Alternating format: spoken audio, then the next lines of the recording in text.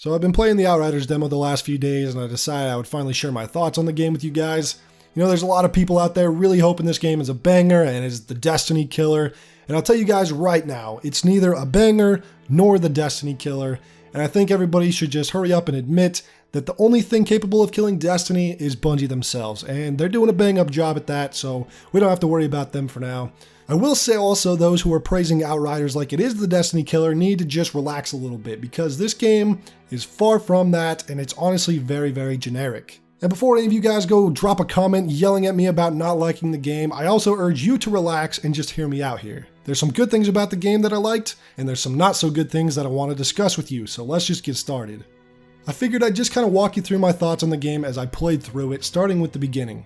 We get a cutscene right off the bat that's got some good music, shows off some cool environments, and some of the gear we can earn, and explains a little bit about the plot.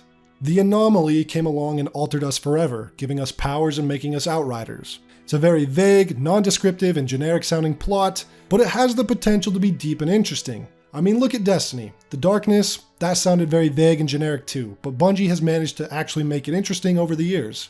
Hopefully, Outriders can do something similar. With Outriders not being a live service though, they need to kind of speed that process up. Right after that cutscene, we're thrown right into the character creator, which is okay, I guess. It isn't particularly deep or anything. It's a pretty standard character creator, not too many options, but at the very least I can have a beard, and at least we can change our appearance in the game at any moment in time. Finally, someone adds that to the game. Now with our newly made character, it was time to start the main story. The very first scene in the campaign actually had me pretty interested. The text on screen describes how he left Earth behind because it's been destroyed. Now who destroyed it? Well, the human race, of course. So instead of fixing the planet we fucked up, we decided to shoot for the stars and go land somewhere else. We hopped into a couple colony ships, flew through space for 83 years, then we landed on a planet called Enoch, humanity's last chance. After sitting through a couple cutscenes, we play the game for about 20 seconds, then we get pulled into another cutscene. Play again for another 20 seconds, then another long cutscene, and this cycle basically repeats for the next half hour of the demo.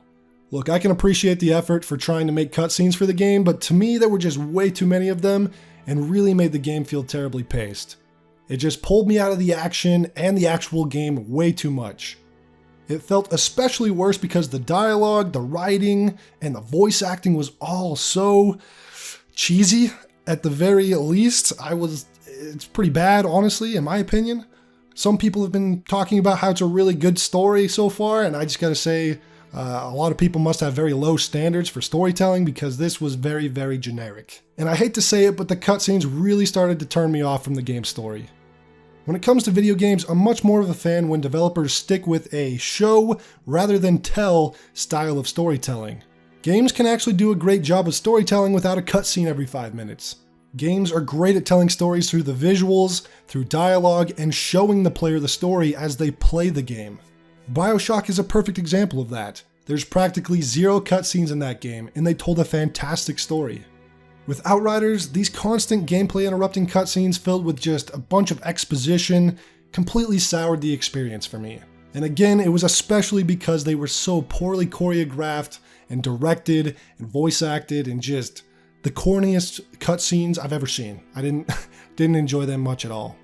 But let's just move past the story because this is a looter shooter after all, and most people don't give a shit about the story. They just care about the looting and the shooting, so let's just talk about the gameplay. The first aspect of the gameplay is of course the shooting, and being totally honest with you guys, I feel that the third-person moment-to-moment shooting and cover system is beyond bland and generic and just flat-out janky. The guns pack very little punch, there isn't much feedback when you're actually shooting the gun, and it really reminded me of when I played Anthem, and if you guys have never played Anthem, weapons felt the exact same as they do here. Very weak, no feedback, and just kinda boring. The guns really don't get me excited at all. The cover-to-cover system is also extremely generic and again, janky. Games like Gears of War and The Division did cover-to-cover combat so much better than this, and I think that the developers' best bet was to just not make this a cover-based shooter at all, and instead they should have just focused on refining the third-person shooting gameplay, akin to something like Remnant from the Ashes. Remnant from the Ashes had excellent third-person combat, some of the best in recent years. You could take cover as in hide behind things and crouch, but there wasn't any of this magnetic cover-like system. Remnant from the Ashes had responsive combat that just worked. And sadly, Outriders is just very unrefined in both the regular third-person combat and the cover-to-cover combat, which is definitely a big blow to its replayability to me. I mean, if I can find a better gameplay experience with third-person shooting games in games like The Division or Remnant, then something else really has to pull me in with Outriders. And this is where the abilities come in. They're definitely the strongest aspect of the game. There's 4 different classes to choose from: the Devastator, Pyromancer, Technomancer, and the Trickster, and each of them have pretty unique abilities and offer enough differences to set themselves apart from each other. I chose the Pyromancer for the demo because I always pick Pyromancer any chance I get, and I had a pretty good time with the class. Obviously, since this was just the demo, we weren't able to unlock every single thing the class had to offer, but what we got to play with, I did enjoy. The abilities are cool and they do a lot of damage, and this is what, if anything, will keep me playing Outriders. Like the shooting, however, there isn't really a ton of feedback for the abilities either, which just makes them feel a little weak. Also, on a small side note, this motion blur is terrible. It's blinding, it's sickening. I don't know what they were thinking when they added it. Thankfully, they have said that they are adding the option to remove it, but whew, yeah, this was pretty bad in the demo. Something that I did like was the difficulty, which so far seems properly balanced. The boss fights were fairly tough, and the final boss of the demo had some pretty cool mechanics. The first time I started fighting him, he killed me twice, and that's when I realized I kind of had to focus up a bit more and really treat him like a real threat. Dodging his lightning attacks, tracking his teleports, and ensuring I could output enough damage. It was a pretty fun fight. Hopefully the full release continues to have good boss fights like this one. The weapon and gear looting systems are pretty standard as well. They'll feel very familiar to anyone who's a fan of the genre, especially familiar to those who played The Division 1. That's what it felt like personally the most to me. And there's really not too much else to say about it so far because we haven't seen any endgame weapons or endgame armor pieces yet, but so far I guess it's a pretty solid foundation. To really recap my overall thoughts in a condensed way, here's what I liked. The abilities, the class upgrades, the boss fights, the difficulty, and the fact that this isn't a live service game. And here's what I disliked. The story, the characters, the combat, it's all just very meh.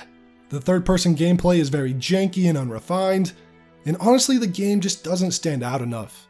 It borrows a lot from other games, but doesn't really do any one thing better than what has come before it. The game, in my opinion, is truly the definition of generic, and as much as I was hoping this game could capture my attention, it just hasn't, and I'll probably hold off buying it on release. I'll probably wait to see how things play out or wait for a sale or something like that, but the way I see it is, if I have to try to enjoy something, rather than just flat out enjoy it, then it isn't really my cup of tea. But I'm curious to hear your thoughts about the game in the comments section. Let me know what you guys are feeling. Thank you so much for watching. I'll see you all in my next video.